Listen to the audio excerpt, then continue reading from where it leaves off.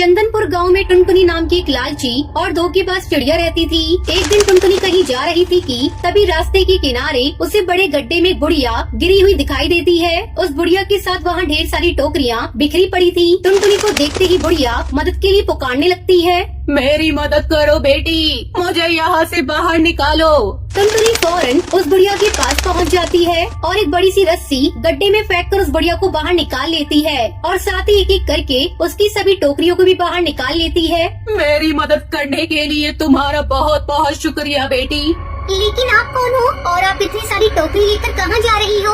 बेटी, मैं टोकरियाँ बेचने का काम करती हूँ। सामने वाली पहाड़ी के ऊपर जादूगरों की बस्ती है। मैं इन टोकरियों को लेकर वहाँ दुकानदारों को बेचने जा रही हूँ, लेकिन बुढ़ापे की वजह से मुझे चक्कर आ गया और मैं इस गड्ढे में गिर गई। देखो, अगर तुम मेरी टोकरियों को उस पहाड़ी के ऊपर ले जाकर वहाँ की दुकानदारों को दोगी तो इसके बदले में तुम्हें एक सोने का सिक्का दूंगी।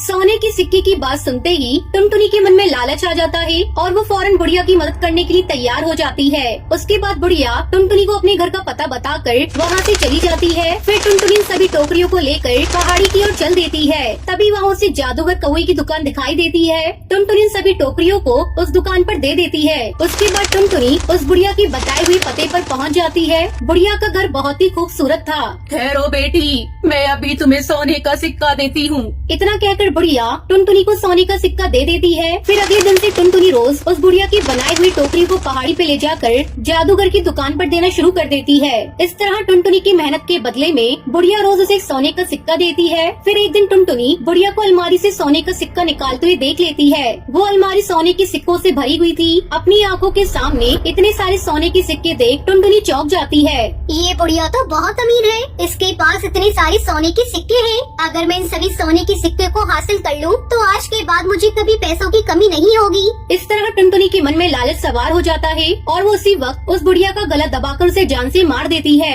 उसके बाद टुनटुनी वहाँ रखे सारे सोने के सिक्के लेकर भाग जाती है। अब मेरी जिंदगी में कभी किसी चीज की कमी नहीं होगी। मैं कल ही बाजार जाकर अपने लिए शोरूम की सभी चीजें खरीद लूंगी। लेकिन दूसरी तरफ वो टूनी चिड़िया मरने के बाद भूतिया चिड़िया की आत्मा बन जाती है। उस लालची लड़की ने धोखे से मारकर मेरी जान ली है। अब मैं उसे मारकर अपना बदला लूंगी। फिर रात होते ही वो भूतिया चिड़िया की आत्मा टुनटुनी के घर पहुंच जाती है और दरवाजे को जोर जोर से खटखटाने लगती है। आवाज सुनकर टुनटुनी नींद से जाग जाती है और दरवाजा खोलकर बाहर झांकने लगती है। तभी वो टुनटुनी को पकड़कर उसे जमीन पर पटक देती है। अरे नहीं, ये क्या हो गया? ये बुढ़िया तो मरने के बाद भूतिया चिड़िया की आत्मा बन गई। अरे कोई मुझे बचाओ, वरना ये मेरी जान ले लेगी। क्यों रे लालची चिड़िया, तूने क्या सोचा था? मुझे मारकर तू सारे सोने की सिक्के हड़प लेगी। उन सोने के सिक्कों से मैं गरीब अनाथ बच्चों को खाना खिलाया करती थी। देखिए भूतिया टूनी चिड़िया की आत्मा, मुझसे गलती हो गई, आप मुझे माफ कर दीजिए। मैं आपके घर में रखी सारे सोने के सिक्के आपको लौटा देती हूँ। नहीं नहीं, मैं तुझे माफ नहीं करूँगी। तेरी जैसी धोखेबाज और चालाक चिड़िया को जिंदा रहने का कोई हक नहीं। इतना कहकर भूतिया टूनी चिड़िया की आत्मा टुनटुनी को मार देती है। उसके बाद वो घर में रखे सारे सोने के सिक्के उठाकर वहाँ से चली जाती है। तो दोस्तों, इस कहानी से हमें सीख मिलती है कि दूसरे की दौलत हड़पने वाले लालची और धोखेबाज लोग कभी अपनी गलत इरादे में कामयाब नहीं होते। एक न एक दिन उन्हें उनके किए की सजा जरूर मिलती है। रामपुर मेट्रो अपनी रफ्तार से चली जा रही थी। मेट्रो में अपनी फैमिली के साथ कई पक्षी बैठे हुए थे। उसी मेट्रो में कड़कनाथ सेठ अपने बेटे कालू की बारात लेकर रामपुर जा रहा था। वो लोग खूब गाते बजाते खूब हंसी मजाक करते हुए जा रहे थे। रात के करीब 10 बज गए थे। तभी कड़कनाथ कहता है, अच्छा आप सब लोग सो जाइए, रात के 10 बज गए और भी पैसेंजर्स को तकलीफ हो रही होगी। चलिए अब बजाना बंद कर दीजिए। अजी आप कैसी बातें कर रहे हैं? आज मेरे बेटे की शादी है। आज तो मुझे दिल खोलकर गाना बजाना कर लेने दीजिए। क्या हमेशा रोकते टोकते रहते हो आप? सुंदरी इतना बोल ही रही होती है कि इतने में मेट्रो एक सुनसान जंगल की ओर जाकर रुक जाती है, जहाँ कोई भी स्टेशन नजर नहीं आता। मेट्रो के वहाँ रुकते ही सब पक्षी इधर उधर देखने लगते हैं। अरे ये मेट्रो कहाँ पर आकर रुक गई है? यहाँ पर तो कोई स्टेशन भी नजर नहीं आ रहा और ये जंगल कितना वीरान लग रहा है। कैसी अजीब अजीब आवाजें आ रही हैं यहाँ से। कड़कनाथ इतना कहने के बाद कंडक्टर के पास जाता है। अरे कंडक्टर भाई साहब, ये मेट्रो कहाँ पर रुक गई है? यहाँ पर कोई स्टेशन तो नजर नहीं आ रहा। क्या हुआ मेट्रो में? कोई खराबी हो गई है? पता नहीं क्या हो गया है इस मेट्रो में, देखता हूँ जाकर। ड्राइवर से पूछता हूँ कि क्या हुआ है। इतना कहकर कंडक्टर हरी तोता ड्राइवर के पास जाता है। अरे ड्राइवर साहिबा, मेट्रो ऐसे क्यों रुक गई? क्या कुछ खराबी हो गई मेट्रो में? कंडक्टर ड्राइवर चिड़िया से बातें करता ही जा रहा था, पर ड्राइवर ना तो कंडक्टर की ओर देख रही थी और न ही उसके सवालों का कोई भी जवाब दे रही थी। एकदम से जब ड्राइवर चिड़िया हरी तोता की ओर देखती है, वो उसका भयानक रूप देखकर डर जाता है। भूतिया चिड़िया की आत्मा! मैं ही हूँ भूतिया चिड़िया की आत्मा।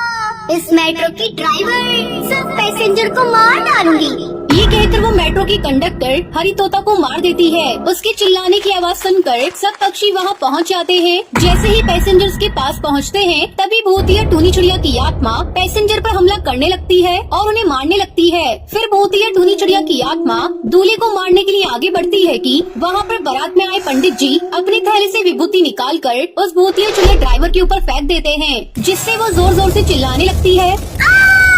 छोड़ो मुझे, जल रहा है। तुम पक्षी मेरे साथ बहुत बुरा कर रही हो। छोड़ दो मुझे, मैं एक को मार डालूंगी। क्या तुम ही इस मेट्रो को चला रही थी?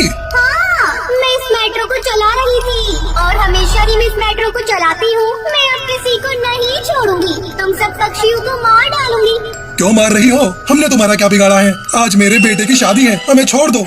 नहीं, मैं तुम पक्षियों को नहीं छोड़ूंगी। मेरी क्या गलती थी जो मुझे दुनिया के पक्षियों ने मार दिया? क्या हुआ था तुम्हारे साथ और तुम कैसे भूतिया चिड़िया की आत्मा बन गए? मैं मेट्रो चला रही थी। कुछ पक्षियों ने मेट्रो की पटरी पे आग लगानी शुरू कर दी। तभी मैंने उनसे पूछा, तुम पक्षी इस पटरी पे आग क्यों लगा रही हो? मेट्रो को क्यों जला रही हो? इससे तुम्हें क्या मिलेगा? मेट्रो का किराया इतना बड़ा रखा है और टाइम पर मेट्रो भी नहीं आती। आज हम एक भी मेट्रो को नहीं छोड़ेंगे, हर एक मेट्रो को जला देंगे। और फिर उन पक्षियों ने मुझे वही जिंदा जला दिया, जिसके बाद मुझ पे आग लग गई और मैं जलकर मर गई। उसी दिन से मैंने पक्षियों को मारने का सिलसिला शुरू किया।